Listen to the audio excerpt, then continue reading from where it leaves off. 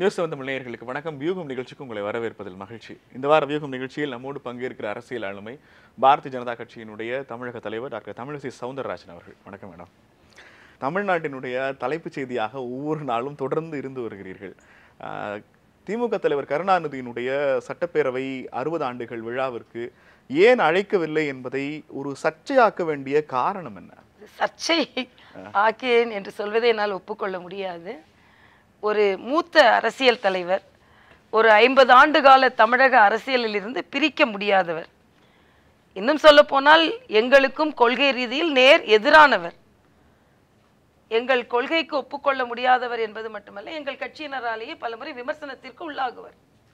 ஆனால் இத்தனை இருந்தாலும் ஒரு 50 அரை நூறாண்டு தமிழக அரசியலை எடுத்து பார்த்தால் கலைஞரின் பங்கு நேர்மறையாகவோ எதிர்மறையாகவோ இருந்திருக்கிறது.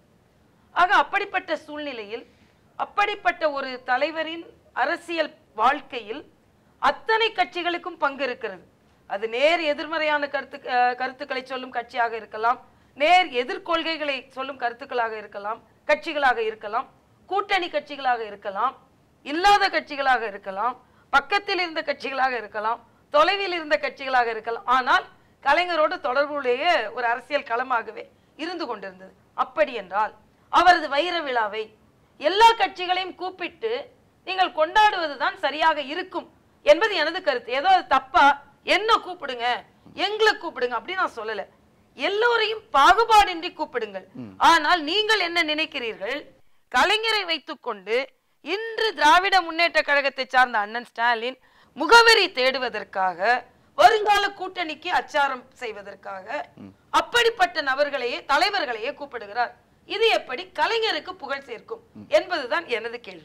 இதற்கு முன்பாக பாஜகவோடு திமுக கூட்டணியில் இருந்திருக்கிறது.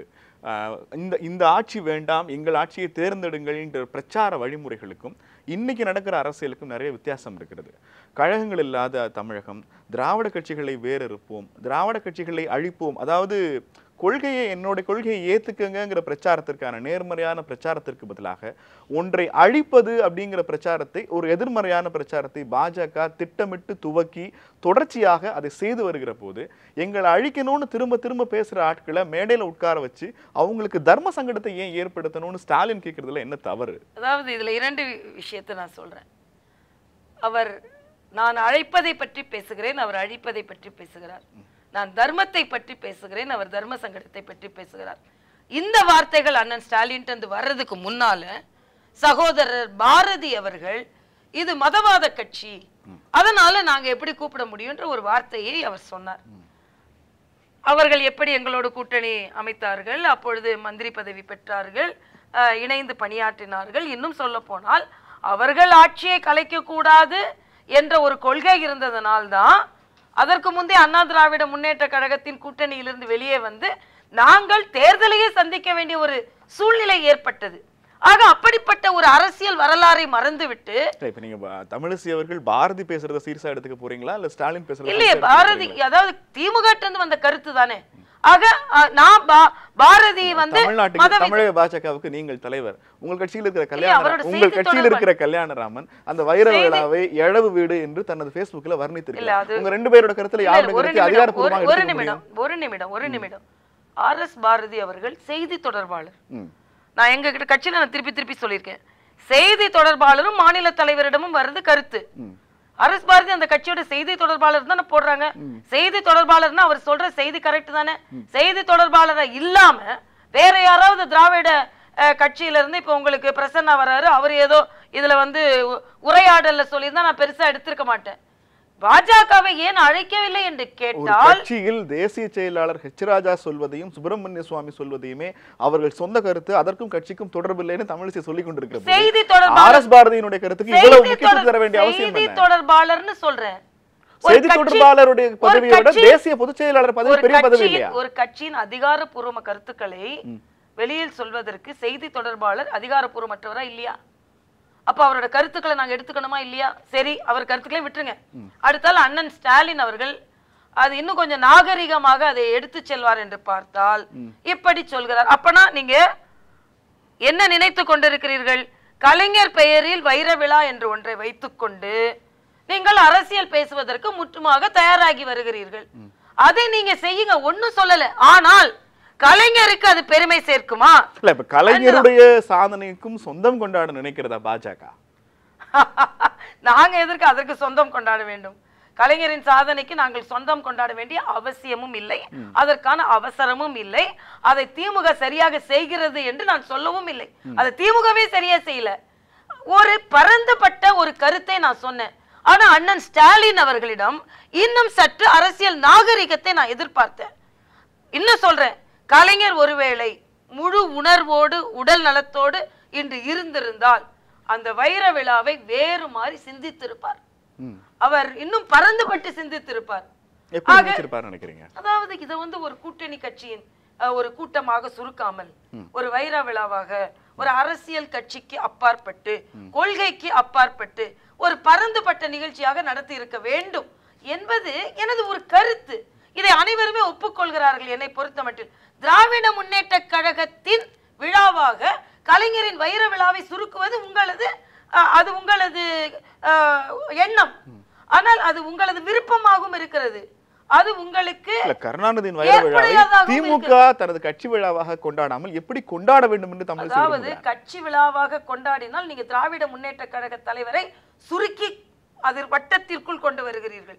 இல்லை, அவர் ஒரு பரந்துபட்ட அரசியலில் அவரது பணி இருந்தது என்று நீங்கள் நினைக்கிறீர்கள் என்றால் அவரை இன்னும் ஒரு பெரிய வட்டத்திற்குள் நீங்கள் கொண்டு வருவீர்கள் என்பது எனது கருத்தாக இருக்கு. அந்த பெரிய வட்டம்ங்கறத தமிழிசை எதை மென்ஷன் பண்றாங்க? எல்லாரையும் கூப்பிட்டு நீங்க கட்சி சார்பற்று தமிழகத்துல அரசியல் நாகரிகம் தலை தோங்கி வருகிறது நம்ம நினைச்சோம். அந்த காலத்துல ஜெயலலிதாவை என்ன சொன்னோம்? அவங்க திராவிட முன்னேற்ற கழகமா அவங்களோட விழாக்கள்ல கலந்துக்க முடியாது, நேர் எதிரானவர்களா அவர்கள் விழாக்களை கலந்து கொள்ள முடியாது. அப்பொழுது உங்களை நீங்கள் எப்படி சொல்லிக் கொண்டீர்கள்? நாங்க முன்னாள் முதலமைச்சர் ஜெயலலிதா மாதிரிலாம் இல்ல, நாங்கள் அரசியல் நாகரிகத்தை பாதுகாப்பவர்கள், எங்களுக்கு பொது விழாக்கள் என்றால் கட்சி பாகுபாடு கிடையாது என்று சொல்லிக் கொண்டிருந்தீர்கள் அல்லவா? ஆக அதை நீங்கள் இன்று காப்பாற்றவில்லை. கலைஞரின் காலத்திலோடு அது போய்விட்டதோ என்ற ஒரு கருத்தை நான் இங்கே பதிவு செய்கிறேன். மறுபடியும் சொல்கிறேன், அண்ணன் ஸ்டாலின் அவர்கள் இன்னும் கொஞ்சம் அரசியல் நாகரிகத்தோடு இந்த நிகழ்வை அணுகி இருக்கலாம் என்பது இது. உங்களுடைய இந்த விழா சம்பந்தமான எல்லா பேச்சுக்களையும் தொகுத்து பார்க்கிற போது திமுக தலைவர் கருணாநிதிக்கு இருக்கிற ஆளுமை அல்லது பரந்துபட்ட அனைவரையும் அரவணைத்து செல்கிற பண்பு உள்ளிட்ட பல விஷயங்கள் ஸ்டாலினிடம் இல்லை என்பதை நிறுவுவதற்கான முயற்சியாகவே இந்த விழாவை பயன்படுத்துறீங்களா? நான் நிறுவல, புலப்படுகிறது. அப்படி வெளிப்படையாகவே கருணாநிதிக்கான ஆளுமையும் தகுதியும் ஸ்டாலினுக்கு இல்லைங்கிறத நீங்க வேற வேற வடிவங்கள்ல சொல்ல வர்றீங்க. புலப்படுகிறது என்று சொல்கிறேன். நான் இப்ப இன்னொன்னு சொல்றேன். இப்ப நேற்று மரியாதைக்குரிய நரேந்திர மோடி அவர்கள் நேற்று இலங்கைக்கு சென்றிருந்தார். இலங்கைக்கு சென்று தமிழர்களை பற்றி பேசி, தமிழ் உணர்வுகளை பற்றி பேசி, யாதும் ஊரே யாவரும் கேளீர் என்று பேசி, புரட்சி தலைவர் எம்ஜிஆர் அவர்களை பேசி, இன்றைய இளைஞர்களின் விளையாட்டு நாயகனா இருக்கிற முத்தையாவை பேசி எல்லாம் பேசினார் இல்லையா? இன்று கலைஞரும் ஏன் மரியாதைக்குரிய ஜெயலலிதா அவர்களும் இருந்திருந்தால் கட்சி சார்பற்று ஒரு பிரதமர் அங்கே சென்று தமிழர்களை பற்றி பேசுகிறார்கள் பாராட்டி இருப்பார்கள். ஆக அந்த ஒரு அனுபவ அரசியல் அண்ணன் ஸ்டாலினிடம் வரவில்லை என்பது எனது கருத்து. இல்ல, ஒருவேளை கருணாநிதி அவர்கள் திடமாக தற்போது இருந்திருந்தால் தமிழ்நாட்டில் இந்தி திணிப்பை தொடர்ந்து செய்து கொண்டிருக்கிற, நெடுஞ்சாலை கற்களிலிருந்து இந்தியை தொடர்ந்து திணித்துக் கொண்டிருக்கிற, ஒவ்வொன்றிலும் தமிழுக்கு எதிரான விஷயங்களை எல்லாம் செய்துவிட்டு இலங்கையில் போய் தமிழை புகழ்ந்து பேசுவதனால் என்ன பயன் அறிக்கை விட்டிருப்பாரு? விட்டிருக்கலாம். ஆனா நீங்க முதல் பகுதி அத்தனையும் தவறு. என் தம்பி எப்படி எழுதியிருப்பாருன்னா, என் தம்பி டிஆர் பாலு செய்த தவறை பாரதிய ஜனதா கட்சி தெரியாமல் செய்ய இருந்தார்கள். ஆக சுட்டி காண்பித்த பின்பு என் தம்பி டிஆர் பாலு அதை செய்திருந்தார், அதையும் ஒப்புக்கொண்டிருப்பார். ஆக கல்லுல ஹிந்தி எங்களால வரல, டிஆர் பாலுனால வந்தது. அதே போல ஹிந்தி திணிப்பு என்று எங்கேயுமே இல்லை. நிரூபியங்கள் நான் சொல்றேன். நீங்க இன்னைக்கு ஹிந்தி திணிப்புன்னு சொல்றது எல்லாமே ஹிந்தி பேசும் மாநிலங்களுக்கு சொல்வதை தமிழகத்தில் ஹிந்தி திணிப்புன்னு சொல்றீங்க. நான் கேட்கிறேன், எந்த இடத்துல ஹிந்தி திணிப்பு இருக்கு? இன்னும் சொல்றேன், அண்ணன் ஸ்டாலினோட தமிழிசை என்ன தமிழ் உணர்வில் குறைந்தவர்களா? ஹிந்தி திணிப்பு எந்த விதத்தில் வந்தாலும் அதை மறுப்பதற்கு எங்களுக்கும் கடமை இருக்கிறது, துணிச்சலும் இருக்கிறது. அதை எடுத்து நாங்கள் சொல்லிக் கொண்டும் இருக்கிறோம். ஆனா மறுபடியும் அந்த ஹிந்தியை வைத்து அரசியல் செய்து ஆதாயம் தேட நீங்கள் முயற்சிக்கிறீர்கள். அது இனிமேல் நடக்காது என்பது நான் சொல்றேன். இப்போ ஒரு இத்தனை ஆண்டு கால கட்சி அனுபவம் மிக்க இருக்கிற ஸ்டாலின் அவர்களையும் அரசியல் அனுபவம் மிக்க ஸ்டாலின் அவர்களுடைய ஆளுமையை மதிப்பிடுவதற்கு தமிழிசை யார்? நான் மதிப்பிடல, தயவு செய்து நான் மதிப்பிடல. நான் ரொம்ப சிறியவள், ஸ்டாலினை மதிப்பிடும் அளவிற்கு சிறியவள். ஆனால் ஒரு கட்சியின் தலைவர் என்ற முறையில் இன்று தமிழக அரசியல் எப்படி இருக்க வேண்டும் என்பதை சொல்வதற்கான உரிமையும் எனக்கு இருக்கிறது, கடமையும் எனக்கு இருக்கிறது. ஸ்டாலினுக்கு இன்னும் கொஞ்சம் அரசியல் நாகரிகம் இருந்திருக்கலாம்.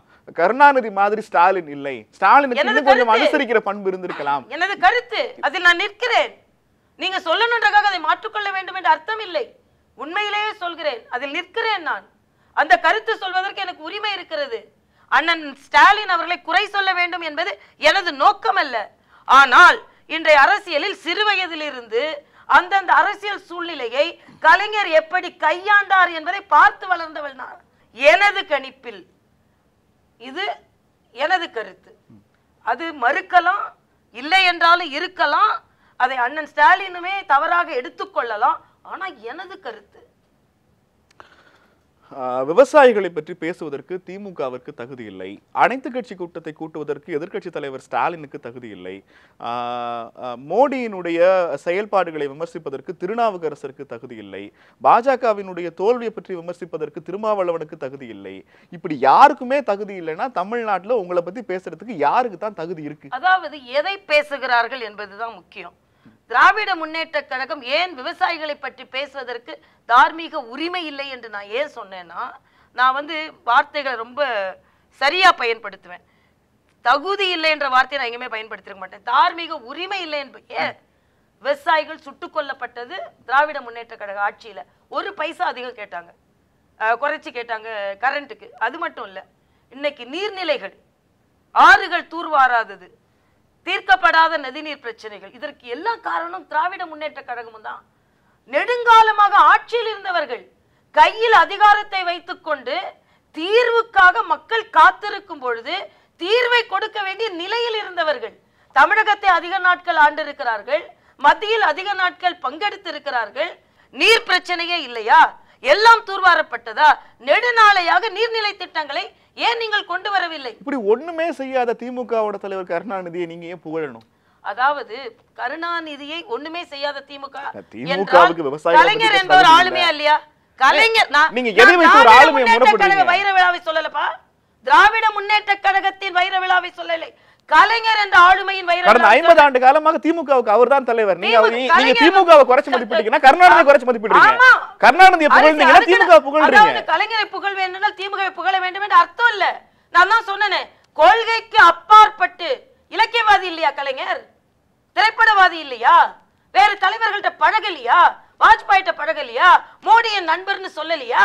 அப்ப அங்கே உள்ள நாகரிகம் எங்கே போச்சுன்னா, கருணாநிதியினுடைய வைர விழா என்பது சட்டமன்றத்தில் அவர் தொடங்கிய தனது வாழ்க்கை தொடங்கிய 60 ஆண்டு கால பயணம். சட்டமன்றம்ங்கிறது ஒரு அரசினுடைய செயல்பாடு. நீங்க அரசினுடைய செயல்பாட்டை முற்றிலுமா நிராகரிச்சுட்டு கருணாநிதி நல்லவர் அல்ல கருணாநிதி ஆளுமை மிக்கவர் எப்படி சொல்றீங்க? அப்படி இல்ல, வார்த்தைகள் எல்லாம் சொல்லல. அவரின் பிறந்த நாள் அன்று அவரது வைர விழா கொண்டாடப்படுகிறது. பிறந்த நாளுக்கு நாங்க வாழ்த்து சொல்லி இருக்கோம். எங்க கட்சியில எல்லாரும் வீட்டுக்கே கூட வாழ்த்து சொல்லி இருக்கிறார். அதை பற்றி நான் சொல்லவில்லை. கலைஞர் என்ற ஆளுமை, அவரது கொள்கை. ஏன் எங்களை இந்துக்களை பார்த்து திருடன் என்று சொன்ன கட்சிக்கு என் கட்சியில என்ன கேக்குறாங்க, ஏன் அவங்களுக்கு போய் நீங்க வேற பிறந்த நாளுக்கு கூப்பிடணும்னு சொல்றீங்க? அதுவல்ல பிரச்சனை. கலைஞர் என்ற ஒரு ஆளுமை 50 ஆண்டு காலம் தமிழக அரசியல். தமிழிசை அவர்கள் என்ன சொல்ல வருகிறார் என்றால், கருணாநிதியினுடைய அரசியல் கட்சி பணிகளை எல்லாம் தவிர்த்து விட்டு அவருடைய திரைப்பணி, இலக்கிய பணி, பத்திரிகையாளர்கள் பணி, கட்சி தலைவர்களோடு அவர் உறவாடிய பணி, இந்த காரணங்களுக்காக நாங்கள் அவங்களை பாராட்டி பேசுவோம் சொல்ல வரீங்க. இருக்கிறது என்று சொல்கிறேன், அதுவும் இருக்கிறது. கலைஞரை நீங்கள் சுருக்கி வைத்து விடுகிறீர்கள் என்று நான் சொல்ல, அது மட்டும் இல்லைன்னு சொல்லல. ஆக கலைஞர், இப்ப காமராஜர் என்ற ஆளுமை இருந்தார். கருணாநிதியின் ஆளுமை குறித்து தமிழிசைக்கு தெரிந்த அளவுக்கு ஸ்டாலினுக்கு தெரியலன்னு சொல்ல வரீங்க. ஸ்டாலினுக்கு தெரிந்திருந்தாலும் தனது அரசியல் முகவரிக்காக, வருங்காலத்தில் அரசியல் கூட்டணிக்காக அவர் அதை செய்கிறார் என்று சொல்கிறேன். இன்னொன்று, லாலு பிரசாதவை கூப்பிடுறீங்க, 1000 கோடி ஊழல் அவர் மேல வந்திருக்கு. எங்களை மதவாத, நான் அடிக்கடி அடுத்த நாளே சொன்னேன், எங்களை மதவாத கட்சின்னு சொல்லி நீங்க சொன்னீங்க. ஊழல்வாத கட்சிக்கு நாங்க வர்றதுக்கு எங்களுக்கு விருப்பம் இல்லை. ஆனாலும் கலைஞர் என்றதுனால நான் சொன்னேன், 1000 கோடி லாலு ஊழல் செய்த லாலு வழக்கு நிலுவையில் தானே இருக்கு, தீர்ப்பு வரல. ஆஹா, லாலு ரொம்ப சுத்தமானவர், நீங்க நிலுவையிலே வைத்துக் கொண்டிருங்க. தெரியாதா? சிறையில் இருந்து மனைவி முதலமைச்சர் ஆறு அளவுக்கு குற்றம் செய்தவர் இன்னும் நிலுவையில் இருக்குன்னு பேசிக் கொண்டிருந்தார். நான் அதுக்கு ஒன்றும் பதில் சொல்ல முடியாது. தொடர்ச்சியாக தமிழ்நாட்டினுடைய அரசியலை திமுக வெர்சஸ் பாஜக என்று திசை திருப்புவதற்கான முயற்சியில் ஊடகங்கள் வாயிலாக கட்சி நடத்துகிறார் தமிழிசைன்னு ஒரு குற்றச்சாட்டு இருக்கிறது. அந்த குற்றச்சாட்டை நான் ஏற்றுக்கொள்ள மாட்டேன். ஏனென்றால் ஊடகங்கள் மட்டுமல்ல, தடாகத்திலும் நான் தடம் பதித்துக் கொண்டிருக்கிறேன். எப்பவுமே தளத்தில் பணியாற்றாமல் ஊடகத்துல மட்டும் பணியாற்ற முடியாது. ஒவ்வொரு முறையும் ஊடகத்திற்கு நான் பேட்டி கொடுக்கும்போது ஊடகத்தை மாத்திரம் கூட்டல, என்னோட ஒவ்வொரு கட்சி பணியின் ஊடேதான் ஊடகத்தை நான் பார்க்கிறேன். தனியா ஊடகத்தை கூப்பிடுறது நான் ரொம்ப பெரிய பழக்கம் இல்ல, அது ஊடகக்காரர் உங்களுக்கே தெரியும். ஏதாவது ஒரு கட்சி பணியில் நான் சம்பந்தமாக இருந்து விட்டு அதுக்கப்புறம் ஊடகத்தை நான் பார்ப்பேன். ஆனா ஊடகத்துல அது வராது. நாங்க சொல்றது வந்து நீங்க பிரஸ் ஸ்டேட் சந்திக்கிறத சொல்லல, ஒரு இஷ்யூவை ரைஸ் பண்றதுங்கிறது மக்கள் நல பிரச்சனைகள் அல்லது குறைந்தபட்சமாக வாழ்வாதார பிரச்சனை குறித்து பேசுவதைங்கிறத தாண்டி திரும்ப திரும்ப திமுக அல்லது அதிமுகவை சீண்டுவதன் வாயிலாக அல்லது அவர்களை குற்றம் சுமத்துவதன் வாயிலாக லைம் லைட்ல திரும்ப திரும்ப பாஜகவை வைத்திருக்க முயல்கிறார் தமிழிசை. இல்ல, அது வந்து இது இந்த நாட்டு மக்களின் குரலாக நான் ஒலித்துக் கொண்டிருக்கிறேன். தமிழகத்துல ஒரு 50 ஆண்டு காலமாக ஒரு உணர்ச்சிகரமான அரசியல், வளர்ச்சி இல்லாத அரசியல், ஒரு ஊழலான அரசியல், கமிஷன் கொடுக்காம தமிழ்நாட்டுல எதுவும் நடக்காது. தமிழக மக்கள் இதை விட வளர்ச்சிக்கு தகுதியானவர்கள். ஆக இது யார் சொல்றது, எப்ப சொல்றது? இன்று அதற்கான காலம் வந்து விட்டது என்று சொல்கிறேன். அந்த காலம் வந்து விட்டதனால் தொடர்ந்து அவர்களை எதிர்க்கிறோம். இதற்கு மேல் தமிழகம் வளர வேண்டும்ங்கறதை எதை வச்சு சொல்றீங்க? நான் கேக்குறேன், இன்னைக்கு விவசாயிகள் ஏன் போராடுறாங்க? எத்தனை அணைகள் கட்டப்பட்டது? எத்தனை அணைகள் கட்டப்பட்டது? ஒரு அணை பேர் சொல்லுங்க. அண்ணன் துரைமுருகன் சொன்னா அவர் ஒரு 60-70 பேர் சொல்வாரு. அதெல்லாம் இப்போ நான் கேட்கல, அத மாதிரி சொல்றதை கேட்கல. அணைகள் எத்தனை கட்டப்பட்டது? ஆவடி தொழிற்சாலை, டேங்க் தொழிற்சாலை, ஐஐடி, இதற்கு மேல் அதே மாதிரி ஒரு நிறுவனங்கள் எங்கே வந்தது? எவ்வளவு பெரிய தொழிற்சாலைகள் மத்திய அரசினுடைய அதிகாரப்பூர்வ அறிவிப்பின் அடிப்படையில் இந்தியாவினுடைய ஒட்டுமொத்த 20 மாநிலங்களின் ஜிடிபி என்பது மகாராஷ்டிரா, கர்நாடகா, தமிழ்நாடு என்கிற இந்த 3 மாநிலங்களின் ஜிடிபியில் இருந்து மட்டும் இருக்கிறது. பாஜக ஆளுகிற வேற எந்த மாநிலத்திலும் அது இல்லை. நீங்க வளர்ச்சியை மத்திய அரசாங்கம் வகுத்திருக்கிற எல்லா பட்டியலிலும் தமிழகம் முதல் 4 இடங்களுக்குள் இருக்கிறது. நீங்க தமிழ்நாடு அப்படி இல்லைன்னு சொல்ல போறீங்களா அல்லது மத்திய அரசு பொய் சொல்லிருச்சுன்னு சொல்ல போறீங்களா? மத்திய அரசு வேறு குறியீடு வச்சிருக்கலாம். ஆனா தொழில் வளர்ச்சியில 10 நீங்க 10வது மாநிலத்திற்கு கீழே இருக்கு. நீங்க வேணா வேற எது சொல்லலாம். இன்னொன்று நான் சொல்றேன், உங்ககிட்ட நான் நேரடியா ஒரு கேள்வி கேட்கிறேன். தமிழகத்தில் கல்வி தரம் எப்படி இருக்கு? கல்வி வியாபாரமயமாக்கப்பட்டு இருக்கிறதா இல்லையா? கமிஷன் கொடுக்காம ஏதாவது லைசன்ஸ் உங்களால் வாங்க முடியுதா இல்லையா? இந்தியாவின் எந்த மாநிலத்தில் இதெல்லாம் இல்லாமல் இருக்கிறதுன்னு சொல்லுங்க. அதாவது எந்த மாநிலத்துல? மத்திய பிரதேசம் போய் பாருங்க, மகாராஷ்டிரா. மத்திய பிரதேசம் நாங்க போனா வியாபாரம் எங்க முன்னாடி வந்து நிக்குது. வியாபாரம் இல்ல, அது ரொம்ப வருஷத்துக்கு முன்னால அதுக்காக என்கொயரி வெச்சாச்சு. தமிழ்நாட்டில் ஒவ்வொரு பிரச்சனைக்கும் எல்லா அரசியல் கட்சிகளும் ஒரு ஸ்டாண்ட் எடுத்தா பாஜக ஒரு ஸ்டாண்ட் எடுக்கிறது.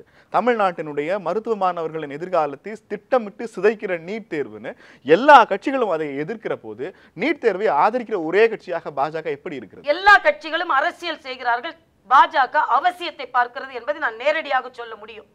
இதே நீட் தேர்வோட முடிவுகள் வரட்டும், யார் சொன்னது சரின்னு சொல்ல. இன்னொன்று, ஆராயாம எதையுமே நாங்க சொல்றது இல்லப்பா.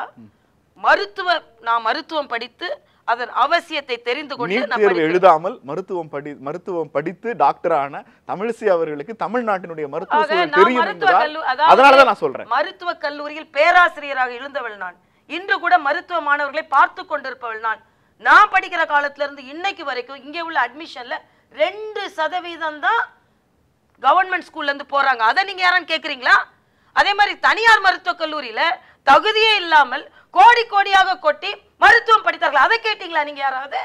அப்ப வாய்மூடி இருந்து விட்டு இன்று கிராமப்புற மாணவர்களுக்கு ஒரு வாய்ப்பை தரும் ஒரு ஆட்சியை, தமிழில் இதுவரைக்கும் யாரும் எழுதாத ஒரு வாய்ப்பை தரும் ஒரு ஆட்சியை, 2-3 முறைக்கு மேல் நீங்கள் தவறிவிட்டால் மறுபடியும் வாய்ப்பு தரும் ஒரு பரீட்சையை, 25 வயது வரை நீங்கள் எழுத முடியும் என்று ஒரு வாய்ப்பு தரும் ஒரு பரீட்சையை ஏன் நீங்கள் குறை சொல்கிறீர்கள்? இன்னைக்கு நீங்க பத்திரிகை பார்த்தா தெரியும், தமிழ் வழியில் நீட் தேர்வு எழுதிய மாணவர்களுக்கு அதிக வாய்ப்பு இருக்கிறது. ஆக முதையோட வாய்ப்பு குறையாது. இன்னைக்கு உயர் மருத்துவக் கல்லூரியில பாருங்க, கவர்மெண்ட் 97% அவங்க அதே மாதிரிதான் தமிழ் வழி கற்ற மாணவர்கள் நீட்டில் அதிகம் தேர்வாகிறார்களா இல்லையான்னு பார்த்து முடிவை பார்த்துட்டு சொல்லுங்கப்பா. ஏன் அவசரம்? ஒரு எக்ஸாம் எழுதுறதுக்கு சட்டையை கிழிக்கிறீங்க, உள்ளாடைகள் அவிழ்க்கிறீங்க, காது இருக்குதான் டார்ச் லைட் அடிச்சு செக் பண்றீங்க. தொடர்ச்சியாக கேரளம், தமிழ்நாடு 2 மாநிலங்களும் நீட் தேர்வு நடத்தப்பட்ட விதத்தில் திட்டமிட்டு மாணவர்களை உளவியல் ரீதியாக தாக்கி இருக்கீங்க குற்றச்சாட்டை தமிழ்நாட்டினுடைய எல்லா அரசு கட்சிகளும் நடந்து தெரிவித்திருக்கிறாங்க. கேரளால இடைநீக்கம் பண்ணிருக்காங்க. பாஜக செஞ்சிருக்காது. ஒரு சிபிஎஸ்இ நிறுவனம் நடத்துகிறது, அமைப்பு நடத்துகிறது, அதற்கு சில அதிகாரிகள் இருக்கிறார்கள். அத்தகைய வரம்பு மீறி பரிசோதனைக்கு எதிர்ப்பு தெரிவித்த முதல் அரசியல் கட்சி கோயம்புத்தூர்ல அதை கேள்விப்பட்ட உடனே அதை நான் எதிர்ப்பு தெரிவிச்சேன். வரம்பு மீறினால் அந்த அதிகாரிகள் மீது நடவடிக்கை எடுக்க வேண்டும், இதை ஒப்புக்கொள்ள முடியாது. ஆனா நீட்ன்றது ஒரு அரசியலாக்கப்படுவதனால் தான் தமிழகத்தை வஞ்சித்துக் கொண்டிருக்கிறீர்கள். நீட் தேர்வு வேணும்னு பிப்ரவரி மாசமே முடிவு செஞ்சாச்சு. சுப்ரீம் கோர்ட் பிப்ரவரி 4ஆம் தேதியே நீட் இல்லாமல் இனிமேல் இந்தியா முழுவதும் தேர்வை ஒத்திப்போட முடியாதுன்னு சொல்லியாச்சு. நீட் தேர்வுக்கு தமிழகத்திலிருந்து விலக்கு அளிக்க வேண்டும் என தமிழக சட்டப்பேரவை ஒரு தீர்மானத்தை நிறைவேற்ற அனுப்பி இருக்கிறது. ஒரு நிமிடம் நான் சொல்லி முடிக்கிறேன். ஆக உச்சநீதிமன்றம் இனிமேல் விலக்கு அளிக்க முடியாது, நீட் தேர்வை எல்லாரும் எதிர்கொள்ளணும்னு சொல்லியாச்சு இல்லையா? பிப்ரவரி, மார்ச், ஏப்ரல், மே இதுவரைக்கும் குழந்தைங்களை நீட் தேர்வை நாங்க விலக்கி வைக்கணும், ஜல்லிக்கட்டை நடத்த அனுமதிக்க முடியாதுன்னு உச்சநீதிமன்றம் சொல்லி சிறப்பு சட்டம் மூலமாக ஜல்லிக்கட்டை நடத்த முடியும் என்றால் நீட் தேர்வு வேண்டாம்னு தமிழக சட்டப்பேரவையோட தீர்மானத்தை ஏற்றுக்கிறது என்ன பிரச்சனை? அவசியம் இல்லை. அப்ப தமிழக மக்களுடைய உணர்வுகளை நீங்க மதிக்கல. மதிக்கல இல்ல, நாங்க மதிக்கிறோம். தேர்ந்தெடுக்கப்பட்ட சட்டமன்ற உறுப்பினர்கள் தங்கள் சட்டப்பேரவையில் ஒரு தீர்மானத்தை போடுறாங்க, அதை நீங்க மதிக்க மாட்டீங்கன்னு அர்த்தம். சட்டமன்ற தீர்மானம் நீங்க நிறைவேற்றீங்களா? ஒரு நிமிஷம் கேக்குறேன். உச்ச நீதிமன்றத்தை நீங்கள் அப்ப சட்டமன்ற உறுப்பினர்கள் மதிக்கலையா நான் கேட்கிறேன். இன்னொன்று, தமிழக அரசை அவசர சட்டம் கொண்டு வர செய்து உச்ச நீதிமன்ற தீர்ப்புக்கு எதிராக ஒரு மாநில சட்டமன்றம் தீர்மானம் நிறைவேற்றினால் 5 அமைச்சகங்கள் ஒரே நாள்ல தீர்ப்பு எழுதி உச்ச நீதிமன்ற தீர்ப்புக்கு எதிராக ஒரு நடவடிக்கையை மக்கள் நலனுக்காக எடுக்க முடியும் என்றால் அதை நீட் தேர்வுல நீங்க ஏன் செய்யலங்கிறதா என்னோட கேள்வி. செய்ய வேண்டிய அவசியம் இல்லை என்று சொல்கிறேன். செய்ய வேண்டிய அவசியம் இல்லை. சட்டமன்றத்துக்கு என்ன மதிப்பு இருக்கிறது? அதாவது செய்ய வேண்டிய அவசியம் இல்லை. சட்டமன்றத்திற்கு அப்ப என்ன மதிப்பு இருக்கிறது? வேண்டிய அவசியம் இல்லை. நான் சொல்றேன், நீங்க தவறான 234 சட்டமன்ற உறுப்பினர்கள் முடிவெடுப்பதை தமிழிசை வேண்டாம் என்று ஒரு முடிவெடுப்பதன் வாயிலாக முடிக்கிறீங்க. தமிழிசை வேண்டாம்னு சொல்லல. உச்சநீதிமன்றத்தின் ஒரு வருடம் அதற்காக விலக்கு கொடுக்கப்பட்டதா இல்லையா? தமிழக கோரிக்கையை மதித்து அவசர இந்தியா முழுக்க இருக்கிற எல்லா சட்டங்களிலும் ஏதோ ஒரு பிரிவுக்கு விலக்கு இருந்துகிட்டே இருக்கு. ஒரு நிமிடம், நான் சொல்றது முழுமையா கேட்கலன்னா எழுந்து போயிடுவேன். கொஞ்ச நேரம் கேளுங்க. அதாவது ஒரு வருடம் உங்களுக்கு விலக்கு அளிக்கப்பட்டிருக்கிறது. அந்த ஒரு வருட விலக்கு எதுக்கு? நீங்க மறுபடியும் தயார் செய்து கொள்ள வேண்டும் என்பதற்காக. தமிழ்ல இல்ல, நீங்க தமிழ்ல கொண்டாச்சு. சமூக நீதிக்கு எதிரானதுன்னு சொன்னீங்க. அந்தந்த ஸ்டேட் சமூக நீதிக்கு எந்த அளவிற்கு முக்கியத்துவம் கொடுக்கிறீர்களோ அதையும் நீங்கள் கொண்டு வாருங்கள். இப்ப கூட நீட் தேர்வை தான் நாங்க நடத்துறோம். ஆனா அட்மிஷன் முழுவதையும் எந்த இடஒதுக்கீடோடு நீங்கள் தமிழக அரசு நடத்துகிறீர்களோ அதுல நீங்க கொடுத்துருங்க. இதுல என்ன உங்களுக்கு கஷ்டம்? ஆக இதுக்கு முன்னால 2% மாணவர்கள் தான் சேர்ந்தாங்க. ஆனா இப்பொழுது அதிகமான மாணவர்கள் சேருவார்கள். ஆக இவ்வளவு நல்லது நடக்கிறத ஏன் தமிழக குழந்தைகளுக்கு நாங்கள் மறுக்க வேண்டும் என்பது எனது கேள்வி. நீட் தேர்வோட முடிவு வரட்டும், எல்லாரும் வாய முடிக்குவீங்க. ஆக அரசியலுக்காக அதை பற்றி முழுமையாக தெரியாமல் எல்லோரும் தமிழக மாணவர்களை வஞ்சித்தீர்கள் என்ற குற்றச்சாட்டை நான் வைக்கிறேன். இல்ல, என்னுடைய கேள்வி, தமிழக மக்கள் தேர்ந்தெடுத்திருக்கிற சட்டமன்ற பிரதிநிதிகள் அவங்க தான் தமிழக மக்களோட ஒப்பீனியன். அவங்க அந்த எல்லா ஒப்பீனியன் கலெக்ட் பண்ணி அசெம்பிளில ஒரு தீர்மானத்தை நிறைவேற்றுறாங்க. அங்கீகாரம் பெற்ற பிரதிநிதிகள் எம்எல்ஏக்களா இல்லையா? நான் என்ன கேட்கிறேன், ஒரே ஒரு கேள்வி கேட்கிறேன். இன்னைக்கு வழக்காடு மன்றத்துல தமிழ் இல்ல. ஏன் இல்ல? கலைஞர் ஆட்சியில் இங்க இருக்கிறார்.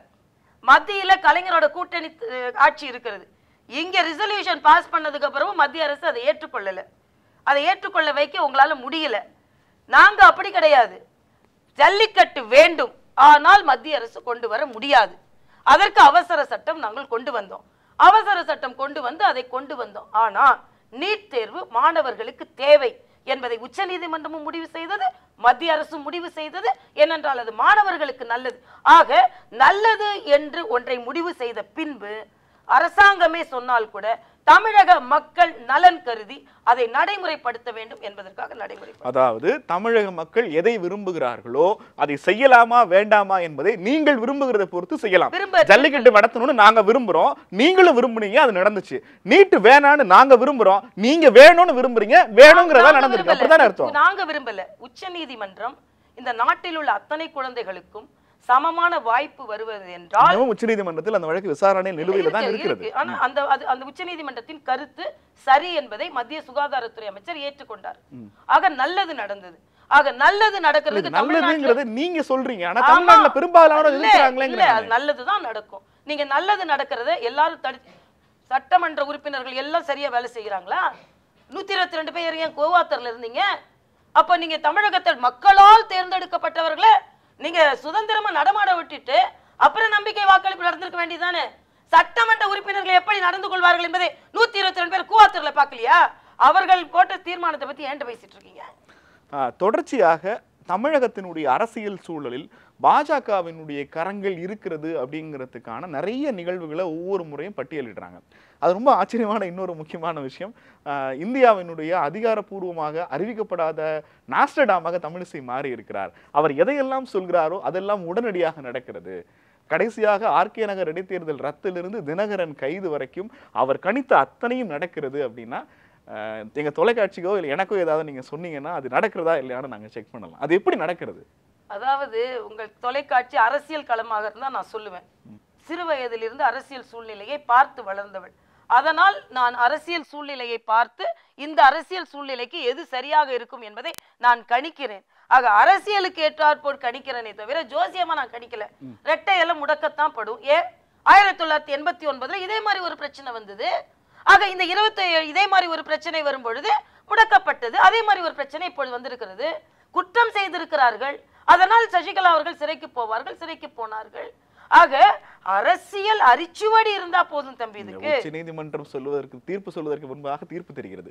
தேர்தல் ஆணையத்தினுடைய முடிவு தெரிவதற்கு முன்பாக ரெட்டைலை முடக்கப்படுகிறது. தேர்தல் நடக்காதுன்னு தேர்தல் நடக்கிறதுக்கு முன்னாடியே சொல்றீங்க தேர்தல் நடக்க. களத்துல இருந்தனால சொல்றேன். களத்துல இல்லாம இருந்தா, களத்தில் இருந்து அந்த களங்கத்தை பார்த்ததனால் சொல்றேன். களத்துல இல்லாம நான் இருந்திருந்தா சொல்ல மாட்டேன். நீங்க நாங்க என்னுடைய கேள்வி, இதெல்லாம் நடக்கும் என்று தனது அரசியல் அனுபவங்களால் கணிக்கிறாரா அல்லது இதெல்லாம் நடக்க வேண்டும் என்று விரும்பியதன் வாயிலாக இதெல்லாம் நடக்கிறதா? கணிப்பின் மூலம் விருப்பமே தவிர விருப்பத்தின் மூலம் கணிப்பு அல்ல, விருப்பத்தின் மூலம் திணிப்பும் அல்ல. அதை நான் தெளிவுபடுத்த விரும்புகிறேன். இல்லை, இப்போ அதுதான் சரியானதாக இருக்கிறது என்றால் தமிழ்நாட்டிற்கு இப்போது வரைக்கும் நீங்கள் ஒரு ஆளுநரை நியமிக்கல. தொடர்ச்சியாக ஆளுநரை நியமிக்காமல் தற்போதைய ஆளுநர் வித்யாசாகர் ராவை வச்சு நீங்கள் நகர்த்துக்கிற மூவெல்லாம் பார்த்தா அதிமுகவினுடைய செயல்பாடுகள் ஒரு முடிவுக்கு வருகிற வரை ஆளுநரை நியமிக்க கூடாது ஒரு முடிவு எடுத்த மாதிரி தெரிகிறது. உங்களுக்கு எப்படி வேணாலும் தெரியலாம். பிஜேபி எது செஞ்சாலும் இத்தனை மாத காலம் எனக்கு தெரிஞ்சு தமிழக அரசியல் வரலாற்றில் ஆளுநர் பொறுப்பாளரிடம் இருப்பது இதுதான் முதல் முறை. அது இருக்கலாம், எல்லாமே எல்லா மாதிரி நடக்கணும்னு கிடையாது. தமிழ்நாட்டில் ஆளுநர் போறதுக்கு கேண்டிடேட் இல்லையா? ஆளுநருக்கான தகுதியான ஆட்கள் இல்லையா? இல்லாம இல்ல, எங்களுக்கு இருக்கிற கேண்டிடேட் இல்லாமலாம் இல்ல. அப்புறம் போடாம இருக்கிறதுக்கு அரசியல் காரணம். அதாவது அரசியல் அமைப்பு சட்டத்தின்படி ஒரு ஆளுநர் 2 மாநிலத்தை பார்க்கலாம்.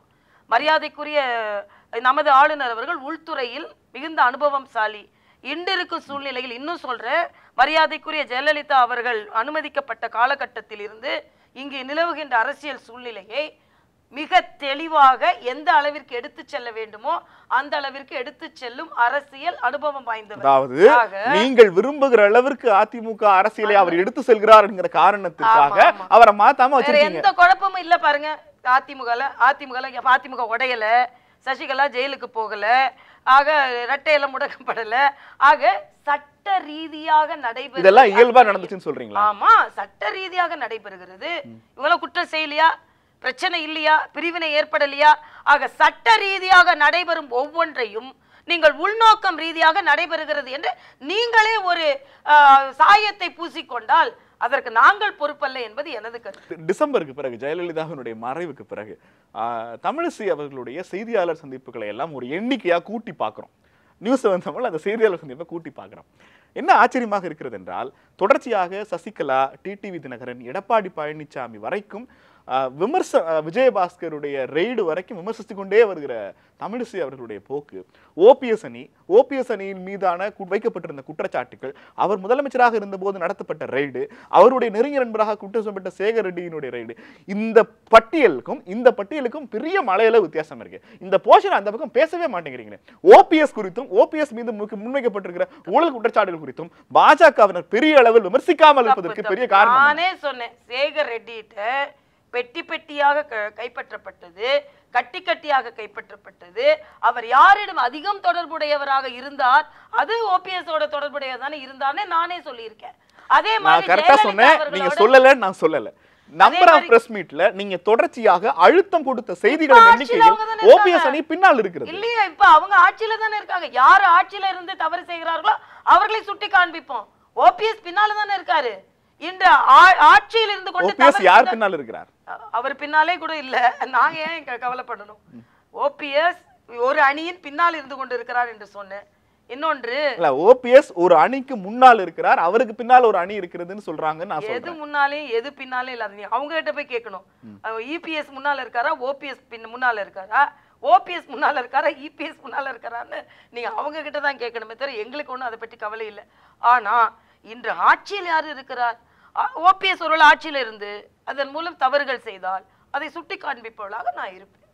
சிபிஐ, என்ஃபோர்ஸ்மெண்ட் டைரக்டரேட், தொடர்ச்சியாக தேர்தல் ஆணையம், இந்த மூன்றையும் அதிமுகவையும் தமிழக அரசையும் கட்டுப்படுத்துவதற்கு இந்த அரசு நிறுவனங்களை, இந்த அரசு அமைப்புகளை பாஜக பயன்படுத்தி கொண்டிருக்கிறது. அது திட்டமிட்டு ஒவ்வொன்றையும் நகர்த்துகிறார்கள் குற்றச்சாட்டை எப்படி எதிர்கொள்றீங்க? அதாவது சட்ட ரீதியாக நடைபெறும் ஒவ்வொன்றை நான் கேட்கிறேன். இன்று குற்றம் சாட்டுகிறீர்கள், இப்ப காங்கிரஸ் அப்படிதான் அதை செய்து கொண்டிருந்ததா? இதை பற்றி இதை நடுநிலையான இந்த நிறுவனங்களை அரசியல் காரணத்திற்காக பயன்படுத்த வேண்டிய அவசியம் பாஜகவிற்கு கிடையாது. நான் கேட்கிறேன், குற்றம் சாட்டாமல் அதிகாரப்பூர்வ ஆதாரம் இல்லாமல் நடவடிக்கை எடுக்கப்பட்டிருக்கிறதா?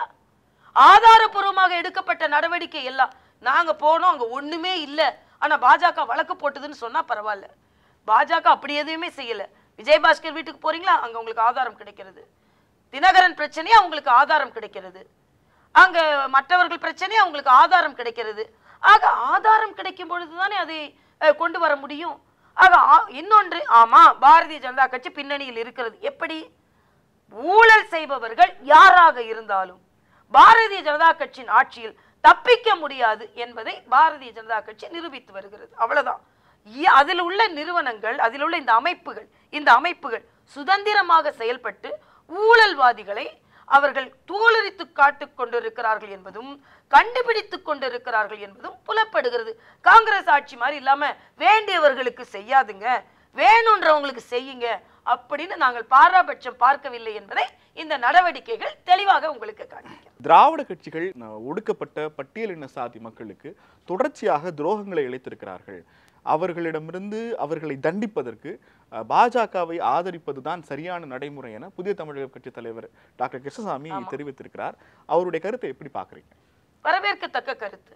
இன்னும் சொல்ல போனா, நாம் தொடர்ந்து திராவிட கட்சிகள் மீது சொல்லும் குற்றச்சாட்டு, அது சிறுபான்மை மக்களாக இருக்கட்டும், மீனவ சகோதரர்களாக இருக்கட்டும், ஏன் நமது புறக்கணிக்கப்பட்ட, அமுக்கப்பட்ட, ஒடுக்கப்பட்ட பட்டியலின மக்களாக இருக்கட்டும், அவர்களை ஒரு வாக்கு வங்கியாகவே பயன்படுத்தி கொண்டிருந்தார்களே தவிர அவர்களின் வாழ்க்கை முன்னேற்றுவதற்கு எதையுமே செய்யல. இப்பன்னைக்கு SC/ST ஹாஸ்டல்ல போய் பாருங்க, அவர்களுக்கு ஒதுக்கப்பட்ட நிதி முழுவதுமாக இந்த நாட்டிற்கு அவர்களுக்கு பயன்பட்டதா என்று பாருங்கள். அவர்களின் வாழ்க்கை தரம் எப்படி இருக்கிறது என்று பாருங்கள். இன்று மோடி அவர்கள் முத்ரா வங்கி திட்டம் என்று ஒரு திட்டத்தை கொண்டு வந்திருக்கிறார். அதுல 20% இந்த பட்டியலின மக்களுக்கு கட்டாயம் கொடுத்து விட்டு தான் அந்த டார்கெட்டை நிறைவு செய்யணும்னு சொல்றாரு. ஆக இப்படிப்பட்ட தொலைநோக்கான அந்த மக்களை தூக்கி விடுகின்ற, இன்னைக்கு கூட ஆதி திராவிட பள்ளிகள் எந்த நிலையில இருக்கு? ஆக இந்த நிலையில தான் நீங்க இருக்கணும் என்பதை வைத்துக்கொண்டு அவர்களை வாக்கு வங்கியாக மட்டுமே பயன்படுத்தி கொண்டிருந்தீர்கள் என்பது அவரது குற்றச்சாட்டு. அதை முழுவதுமாக நான் ஆமோதிக்கிறேன். இல்லை, இப்போ அவர்களுக்கு அவர்கள் பாஜகவை ஆதரிப்பதன் மூலமாக அது எப்படி சரியாகும்னு நினைக்கிறீங்க? ஏன் சரியாகாது? இன்னைக்கு அம்பேத்கர் அவர்களை ஒரு வருடம் முழுவதுமாக கொண்டாடி இருக்கிறோம். மகாராஷ்டிர அரசு மரியாதைக்குரிய அம்பேத்கர் அவர்கள் எந்த வீட்டில் லண்டன்ல தங்கி படித்தாரோ அந்த வீட்டை வாங்கி தாழ்த்தப்பட்ட சகோதரர்கள் இங்கே இருந்து லண்டனுக்கு படிக்க செல்பவர்கள் அங்கே இலவசமாக தங்கிக் கொள்ளலாம் என்ற ஒரு விதிமுறை. அதே மாதிரி இவர்களுக்கு என்று ஒரு விடுதி டெல்லியில, அவர்களுக்கு என்று 20% முத்ரா வங்கியில் கடன். ஆக அவர்களை மேம்படுத்த வேண்டும் என்று தனியாக அவர்களுக்கென்று பல திட்டங்களை நாங்கள் கொண்டு வரும் பொழுது ஏன் எங்களை ஆதரிக்க முடியாது? உத்தரப்பிரதேசத்துல போட்டியிட்ட 78 பேர்ல 68 பேர் தாழ்த்தப்பட்ட சகோதரர்கள், பட்டியலின சகோதரர்கள் எங்கள் கட்சியில் வெற்றி பெற்று இருக்கிறாங்க. ஏன் அவர்களை நாங்கள் ஆதரிக்க முடியாது? அவர்கள் எங்களை ஏன் ஆதரிக்க முடியாது? ஆக முந்தைய காலகட்டத்தில் பாஜக என்றாலே இவர்களுக்கு எதிரானவர்கள் என்று ஒரு மாய தோற்றத்தை ஏற்படுத்தி கொண்டிருந்தார்கள். ஆனால் அது அப்படி அல்ல. இந்த மக்களின் தோழன் பாஜக என்று சொல்லும் பொழுது ஏன் அவர்களை ஆதரிக்க கூடாது? தனித்தொகுதியில் போட்டிட்டு தனித்தொகுதியில் வெற்றி பெற்ற நபர்களை வந்து அந்த தனித்தொகுதியில போட்டு பாஜகவுல வெற்றி பெறணும்ல. தனித்தொகுதியில போட்டியிட்டு அந்த மக்களின் ஆதரவு இல்லை என்றால் வேறு போட்டியிட்டவர் தானே ஜெயிப்பாரு. தனித்தொகுதியில போட்டியிட்டாங்க எல்லாரும் பட்டியலின மக்கள் தானே, ஓட்டு போடுறவங்க அதிகமானவர் பட்டியலின மக்கள் தானே, யாரை ஆதரித்து இருக்கிறார்கள் என்று சொல்றேன். ஆக ரிசர்வேஷன்ல வந்தா அதிகபட்சமாக 68 பட்டியலின சட்டமன்ற உறுப்பினர்கள் இருந்தும் அவர்களிலிருந்து ஒருவர் கூட முதல்வர் வேட்பாளருக்கு தகுதி இல்லையா? முதல்வர் அதாவது அவர்களுக்கு கொடுக்க வேண்டிய அங்கீகாரத்தை கொடுக்கப்பட்டிருக்கிறது. சட்டமன்ற உறுப்பினரா அங்கீகரிக்கிறார், முதலமைச்சரா அதான் உடனே நீங்க இங்க எத்தனை பேரை நீங்க ஆக்கியிருக்கீங்கப்பா? இது சரியில்லைன்னு சொல்றீங்களே. சரியில்லைன்னு சொன்ன நீங்க எங்களை சொல்றதுக்கு உங்களுக்கு ஒரு தகுதி வேணும்ல, தகுதி வேணும்ல. அப்படிலாம் இல்ல, அவர்களுக்கு கொடுக்க வேண்டிய முதலமைச்சர் ஆக்கிதான் அங்கீகாரம் கொடுக்கணும்னு இல்ல. முதலமைச்சர் ஆக்குவதற்கு அதற்கு என்று வேறு ஒரு நபர் இருக்கும் பொழுது அவர்களுக்கு கொடுக்க வேண்டிய முதலமைச்சர் வேட்பாளரை நீங்க அறிவிக்கல, தேர்ந்தெடுக்க போறீங்க. அது நீங்க ஒரு பட்டியலின நபரை தேர்ந்தெடுக்கிறதுல அதாவது இப்படி எல்லாம் சொல்றேன். அதாவது இவர்களை தேர்ந்தெடுக்க அது உங்களோட அரசியல் பா. இங்கே உள்ள திராவிட கட்சி பாஜக மாநிலங்களில் எத்தனை தலித் ஆமா இப்படி கணக்கு, அதாவது இப்படிதான், இதுதான் உங்க அரசியல். 2 தலித் முதல்வர் இருக்கிறாரு, ஆனா தலித் மக்களை அழுமுத்தியே வச்சிருப்பேன். ஒரு முதல்வரை காண்பிச்சிருவீங்க, ஒரு அமைச்சர் அப்படி காமிக்கவும் இல்ல. ஆனா இந்த அரசியல் அப்படிதான். ஒருத்தரை நான் ஆக்கிட்டேன்ப்பா அவ்வளவுதான், உங்களை நான் எல்லாம் தூக்கி விட வேண்டியதில்லை. நாங்க அப்படி இல்ல. உங்களில் அம்பேத்கர் வாழ்ந்த வீட்டை வாங்கிட்டா மக்கள், அம்பேத்கர் வாழ்ந்த வீட்டை வாங்கிட்டா இந்தியாவில் இருக்க தலித்துக்கள் எல்லாம் மகிழ்ச்சியா இருந்துரும். அதாவது இது குதர்க்கமான ஒரு இது. அம்பேத்கர் வீட்டை வாங்கி நான் வெளிநாடுகள்ல படிச்சவ, சாப்பிட இடம் கிடைக்கும், இருக்க இடம் கிடைக்காது. நீங்க தாழ்த்தப்பட்ட சகோதரர்களை, பட்டியலின சகோதரர்களை அழுத்தி வைத்திருந்தீங்க. இல்ல, உனக்கும் வெளிநாட்டில் வாய்ப்பு இருக்கிறது, உனக்கும் அதிகாரம் இருக்கிறது, நீ கூட தொழில் தொடங்கலாம், நீ வேலை செய்ய வேண்டும் என்பதில்லை. மாநிலங்களில் தாங்கள் வேலை செய்கிற மாட்டுக்கறி வேலையை செய்ய விடாமல் துரத்தி அடிக்கிறாங்க. நீங்க அதுதான் கரெக்டா மாட்டினீங்க. மாட்டை வைத்து மாட்டினீர்கள். நீங்க என்ன நினைக்கிறீங்க? அந்த பட்டியலின மக்கள் மாட்டுக்கறியை வைத்து மட்டும்தான் தொழில் செய்யணும்னு நினைக்கிறீங்க. நாங்க மாட்டுக்கறியை வச்சு தொழில் செய்ய கூடாதுன்னு நினைக்கிறீங்க. ஆமா அவங்க அதுக்கு மேல போன நான் நினைக்கிறப்பா. அந்த தொழில் உங்களுக்கு பிடிக்கல நீங்க சொல்றீங்க. அதே மாட்டுக்கறியை நீ அப்படியே வச்சுக்கிட்டு நீங்க சொல்றீங்க நாட்டுக்கு நீ வான்னு நான் சொல்றேன். நீங்க அப்படியே அவர்களை வைத்து நீங்கள் அவர்களை ஓட்டு வங்கியாக நீங்கள் வைத்துக் கொண்டிருக்கிறீர்கள். அது உனக்கு தேவையில்லை. அந்த தொழிலை விட்டுட்டு நாட்டுக்கு வான்னு சொல்றது வேற, அந்த தொழிலை ஏன் செய்யறேன்னு அடிச்சு கொள்றது வேற. அடிச்சு கொள்றதுல இல்ல. இதெல்லாம் வட மாநிலங்களில் பாஜக ஆளும் மாநிலங்களில் தலித்துக்கள் மீது நடத்தப்பட்ட வன்முறை தாக்குதல்களை பட்டியல் எடுத்து உங்களுக்கு கொடுக்கலாமா? கொடுங்கப்பா, கொடுங்கன்னு நான் சொல்றேன். இப்பவே கொடுங்க. பதில் சொல்றதுக்கு எனக்கு தைரியம் இருக்கு. அந்த மக்கள் ஏன் பாரதிய ஜனதா கட்சியில 280 போதும், 100 எம்எல்ஏக்களை ஏன் அதிகம் கொடுக்குறாங்க? ஏன் கொடுக்குறாங்க? உங்க மாநிலத்தில் அடிச்சுக்கோன்னா உடனே கொடுத்துருவாங்களாமா? ஏன் கொடுக்குறாங்க? நீங்க சொல்வது தவறு. அங்கே இருந்து நீங்க தமிழ்நாட்டில இருந்து நீங்க சொல்றது சரியா? உள்ளே இருந்து மக்கள் தாமரைக்கு ஓட்டு போட்டு அவங்க சொல்றது பொய்ன்னு மக்கள் ஆதரிக்கிறது சரியா? யோசனை பண்ணுங்க. இல்ல, அம்பேத்கரை இவ்வளவு கொண்டாடுகிற பாஜக உங்கள் கட்சியினுடைய தலைவராக இருந்தவர், பிரதமராக இருந்த வாஜ்பாயினுடைய வைர விழாவை ஏன் கொண்டாடவில்லை? அதாவது எங்களது வாஜ்பாய் அவர்களின் விழாவை நாங்கள் தொடர்ந்து கொண்டாடி கொண்டிருக்கிறோம்.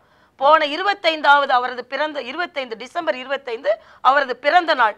அந்த 25லிருந்து இந்த 25 வரை வாஜ்பாய் அவர்களின் பிறந்த நாளை நல்லாட்சி தினமாக ஒவ்வொரு நாளும் 365 நாட்கள் கொண்டாடி தலைவர் கருணாநிதியினுடைய வைர விழாவில் பங்கேற்றே ஆக வேண்டும் என தமிழிசை இவ்வளவு வேகமாக பேசிக் கொண்டிருக்கிறார்.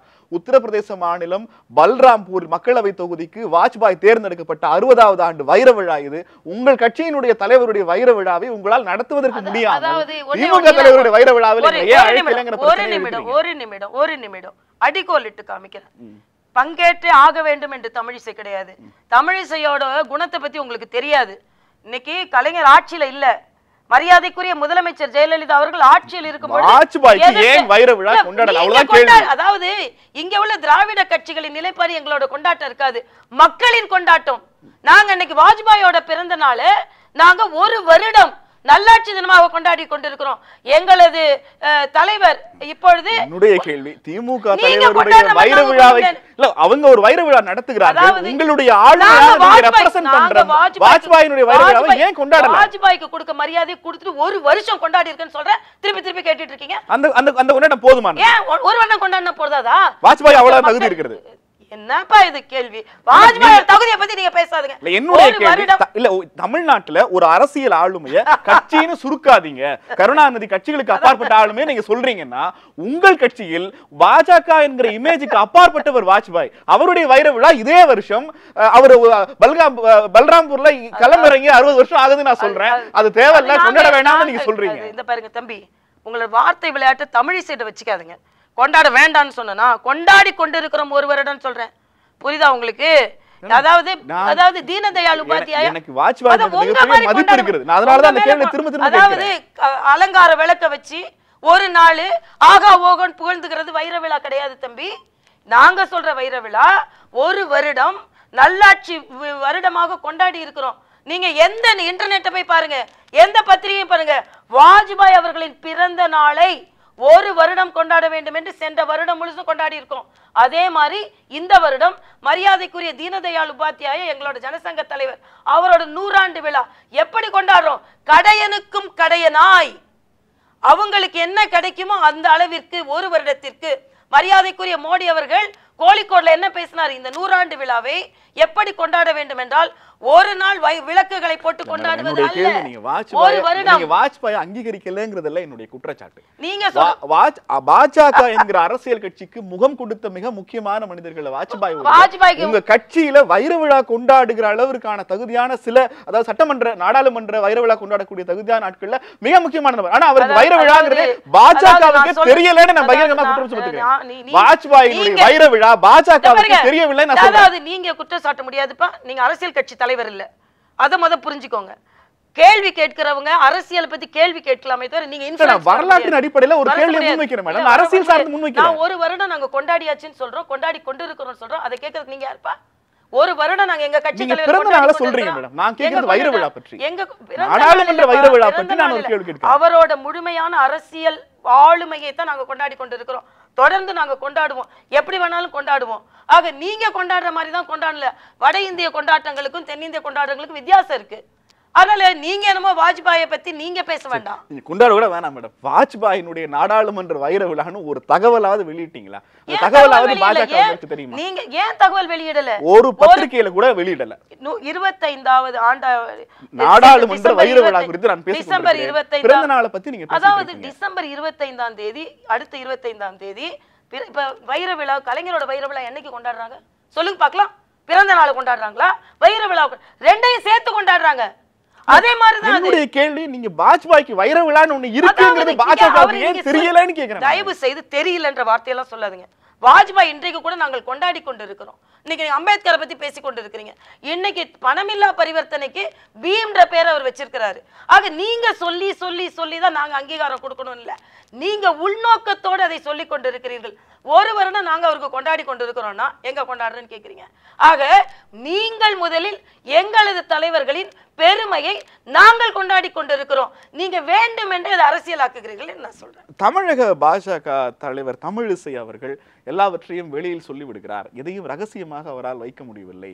இப்படிப்பட்ட குற்றச்சாட்டுகளை முன்வைத்து உங்கள் தேசிய தலைவர் அமித்ஷாவினுடைய தமிழக பயணம் ரத்து செய்யப்பட்டிருந்தது. தொடர்ச்சியாக தமிழிசை மாற்றப்பட போகிறார், அவருக்கு பதிலாக புதிய தலைவர் தேர்ந்தெடுக்கப்பட போகிறார்கள். சில பேரெல்லாம் கூட பட்டியல் வச்சிருந்தாங்க. கருப்பு முருகானந்தம், மாணி ஸ்ரீனிவாசன் போன்ற நிறைய பேர்கள் திரும்ப திரும்ப முன்வைக்கப்படுகிறது. ஆக்சுவலா கட்சிக்குள்ள நடந்துட்டு இருக்கு. அதாவது நீங்க முதல் சொல்றது நான் மறுக்கிறேன்.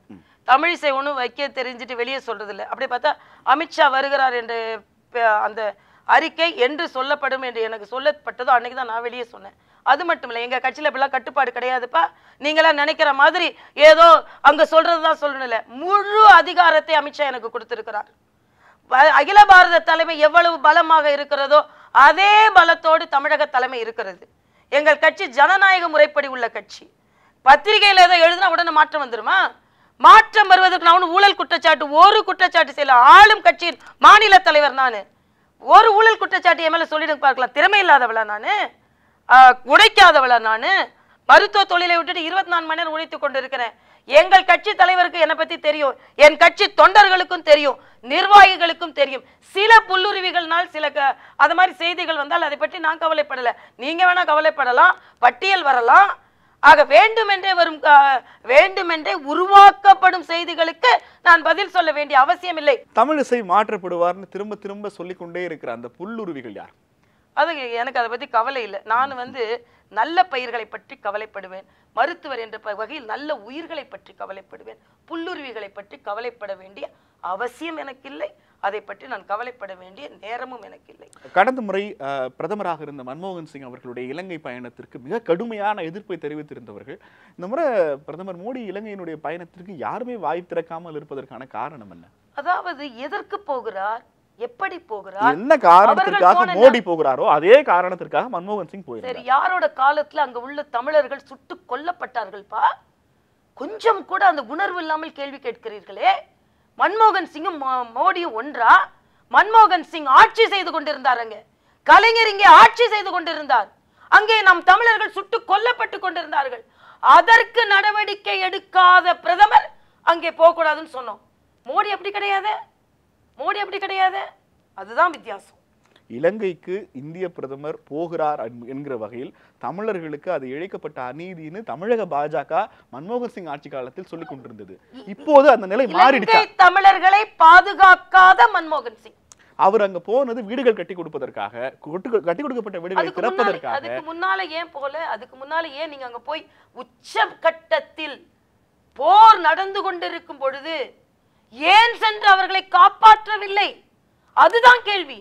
மோடி இன்னைக்கு 2 வாட்டி போய் நீங்களும் நானும் ஒன்று என்று சொல்கிறார். 10,000 வீடுகள் கட்டி கொடுப்பேன் என்று சொல்கிறார். மலைய தமிழர்களை பார்க்கிறார். யாதும் ஊரே யாவரும் கேளீர் என்று சொல்கிறார். ஆக அதை பாராட்ட மனமில்லாதவர்கள் இதை விமர்சனம் செய்கிறீர்கள். மன்மோகன் சிங் இன்னைக்கு போனா கூட எதுக்குதான் செய்வோம். அன்னைக்கு அந்த மக்களை பாதுகாக்காமல் அங்கே போவதற்கு உங்களுக்கு உரிமை இல்லை என்று சொல்லும் உரிமை எனக்கு இருக்கிறது.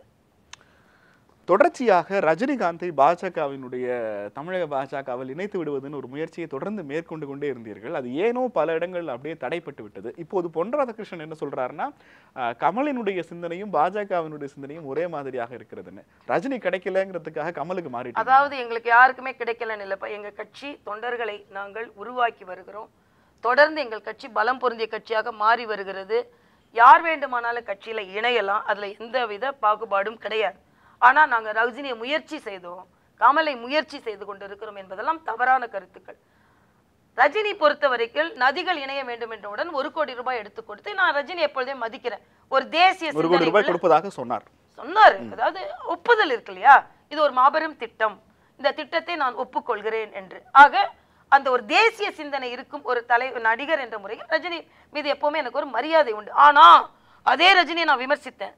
இலங்கையில் தமிழர்கள் கட்டி கொடுக்கின்ற வீடுகளை நீங்கள் திறந்து வைக்க போறேன்னு சொல்லிட்டு இங்கே சில எதிர்ப்பு குரல்கள் வந்தவுடன் நீங்க நின்று இருக்க கூடாதுன்னு சொன்னேன்.